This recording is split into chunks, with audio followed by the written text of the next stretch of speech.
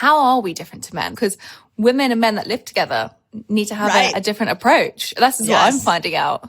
Yes. So I'll make it really simple. Men hormonally work off a 24-hour system, and they have one hormone that they have to focus on, and that's testosterone. Testosterone comes in every 15 minutes. All hormones pulse, but for men, it's like every 15 minutes they're getting another dose and another dose of testosterone, and testosterone will go up into their brains and convert into estrogen. Mm-hmm. So they only need to focus on one, and they need to think about it in a 24-hour period. Women, we have 3 sex hormones that run us: estrogen, progesterone, and testosterone. And we don't work off a 24-hour system. We work off a monthly system. And so these 3 hormones are pulsing in at different times throughout our menstrual cycle. And here's the tricky part. All 3 of these hormones want something a little different when it comes to both food and fasting. And the best way I can explain this is when you look at estrogen and progesterone. Estrogen's coming in the front half of our cycle, progesterone's coming in the back half of our cycle. I look at them like sisters. We call them both sex hormones. They're in the same hormone family, but they have vastly different personalities. Estrogen is going to love when you fast. You keep glucose low, insulin low. Estrogen loves it. Estrogen's very forgiving of cortisol. And so if cortisol spikes, which it does with fasting, just like it does with exercise, estrogen doesn't care. But progesterone's completely the opposite. She likes glucose to be higher, which is why we crave carbs the week before our cycle. It's not your lack of discipline. Your progesterone's building up your desire to eat more carbs. And progesterone gets shy when cortisol goes high. So, we can't have a lot of stress or progesterone goes away. I really think of them like estrogen's the extrovert that's like the party gal, and progesterone's like the introvert that's like, no, we're going to stay on the couch. We're going to eat a little bit more. We're going to go a little more inner. And that is how the feminine body is designed. The language that you use around our cycles is so eloquent, but I also just, from coming from a science background and sometimes struggling with the concepts of how we describe parts within our human body, you really empower this within your book, within these 4 phases, which I want to get to. But before we even get into this, something that I would love just to approach with caution is you do mention this too, on how certain types of women, whether they're pregnant or lactating or eating disorders, how to approach this just with some caution. Just at the very beginning, I just love to for you to mention some of these key groups and concepts that we should just be having in the top of our mind when approaching fasting. Thank you for bringing that up, because I look at fasting for women as a flexible tool. And so you've got to find your own rhythm. Our bodies are built off of rhythm. So I don't want to see women get rigid with the fasting ideas. I want women to be curious and understand how each one of these fasts works for them. When we look at certain groups, one of the challenges we have is if you have an eating disorder, you don't take the fasting journey by yourself. Get a health coach, get whoever is working with you. Maybe it's a psychologist, maybe it's a doctor. Have them walk that path with you. This is why, I'm trying to get to the doctors. I'm trying to get the science out there so that we can start to collaborate with people who could use fasting but need a little more structure in it. So the first one would be any eating disorder.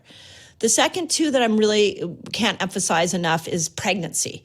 So not your tool. Like fasting's not your tool when you're pregnant. There's other great tools like focus on your microbiome, because you're going to pass that down to your child. So focus on eating foods that support a healthy microbiome. And then once you deliver, then you can move into low-level fasting, which leads me to the third group, which is nursing moms. Need to be clear that they are not fasting more than 15 hours, because once we go over 15, we start to stimulate autophagy. And autophagy is where sometimes the cells will get rid of very dysfunctional cells that are packed with viruses and bacteria and heavy metals. and toxins, and that goes into our lymph system, which goes into the milk, and then that goes into your baby. So you can do a 13-hour. I think 13 to 15 hours is great for nursing moms, but not more than that. I'm so pleased that you mentioned that, because my next question to follow on to all of this was, what is our ideal time to fast? Because on this series, we've got Dr. Sanchu Panda coming on, who is, nice. Renowned in circadian rhythms and intermittent fasting. And he looks a lot at the 16-hour rest window and the 8-hour eating window. What's your kind of take on how women should be fasting? What are the times that we should be resting and when should we be eating? What's our eating window looking like? Yeah. So, by the way, I love the 16-8 fast, and I think Sachin Panda's work is incredible. And now let's just take something that's really cool and let's fit it to a woman. So that's, when you do that interview, it'll be a beautiful marriage to this interview, because you will see one of the most epic studies ever done on this 16-8 approach. So I just want to point that out. In Fast Like a Girl, there are 6 different level fasts that I map out, and they're all based off of science, and they're based off of what I saw not only clinically in my practice, but now we've seen over worldwide from my online community that millions of women have started to apply. And the 6 different fasts are everything from a 13-hour intermittent fast all the way up to 72 hours of a immune reset water fast, which Walter Longo brought us. So for women, we have to look at these 6 different fasts like a Swiss Army knife. Sometimes you pull out the big knife, sometimes you pull out the little knife, sometimes you pull out the tweezers, and we all know sometimes you need the corkscrew. Like, let's just be honest. So, that is true. Right? Yeah. Sometimes you're like, forget the knives. I'm going straight to the corkscrew. I got to open something up. So, So look at it that way. There's possibility in all 6. And then what Fast Like a Girl did is really match those 6 to the different ebbs and flows of hormones.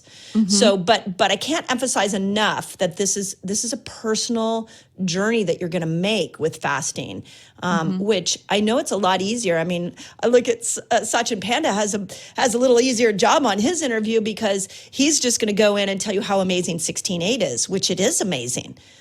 So he has 1 fast. I'm talking about 6 fasts, time to different parts of the menstrual cycle. And if you're a menopausal woman, you got to time it differently than a cycling woman. So there's a lot of nuance here, but that sort of gives you a framework in which we can work off of.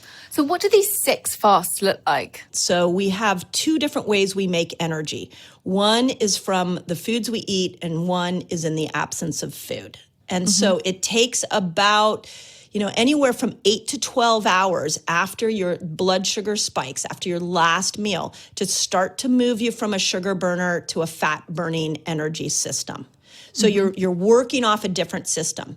So the 13 hours is what we consider intermittent fasting. Most people are officially in this state of fat burning, and we're starting to see inflammation come down, growth hormone go up, a little bit of testosterone kick in.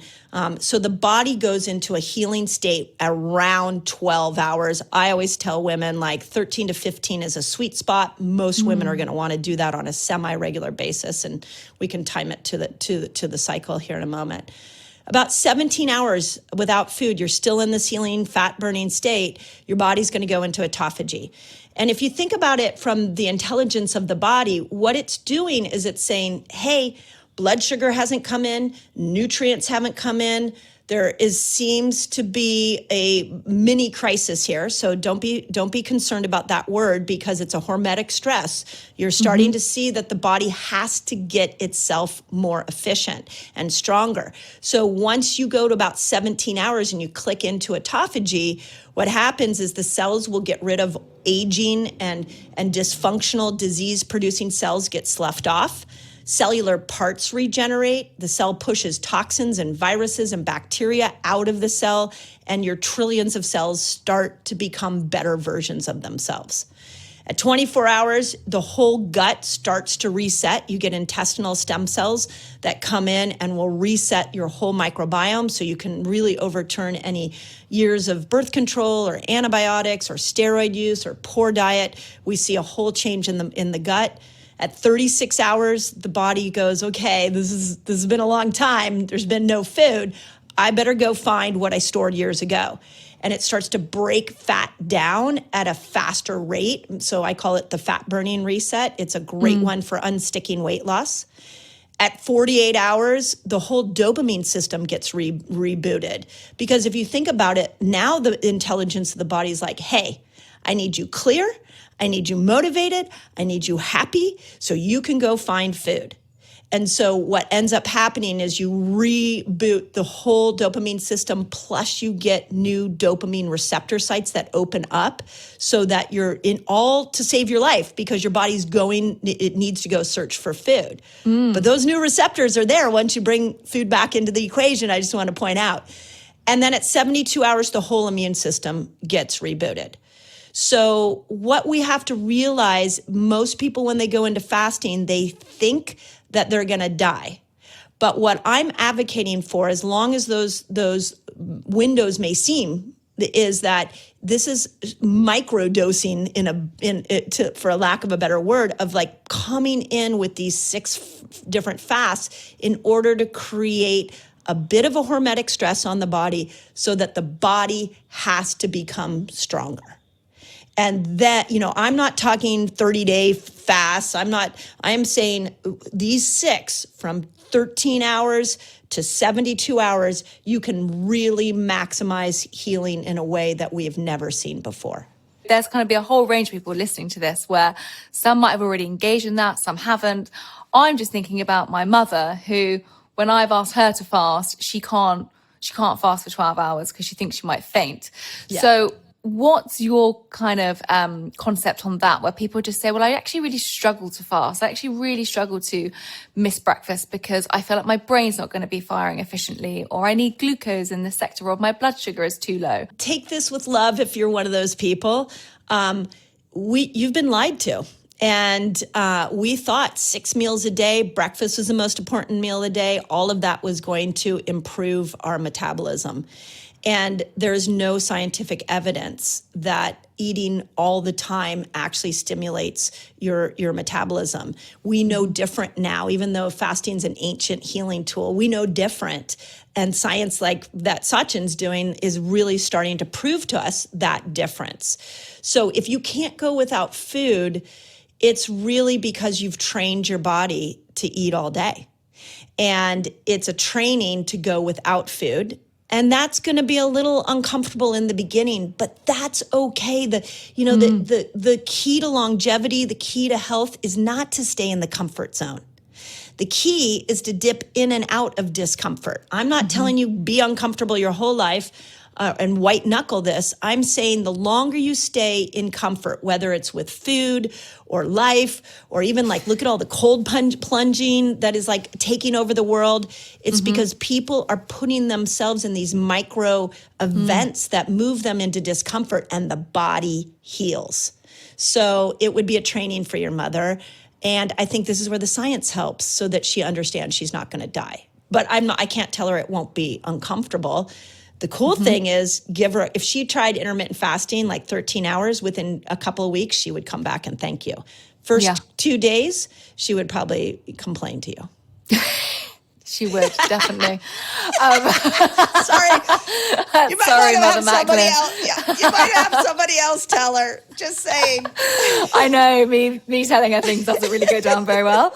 But I'm just, I think about it as you're talking from this, that we now live in this Western world where convenience food and food is 2 minutes down the road or a click away on our phone. And we've come into this kind of consumerism, processed, also the food that we're consuming is hitting our, dopamine receptors, serotonin receptors, telling us that we want more, that quick fix. Yep. Going back to evolution, we didn't have the abundance of food that we have today. So that's also how I think about fasting, right? It's kind of, food is everywhere, and we want to survive. So we want to eat more food, but it's actually kind of doing the opposite. Yeah. And the best way to grab this concept, you're absolutely right.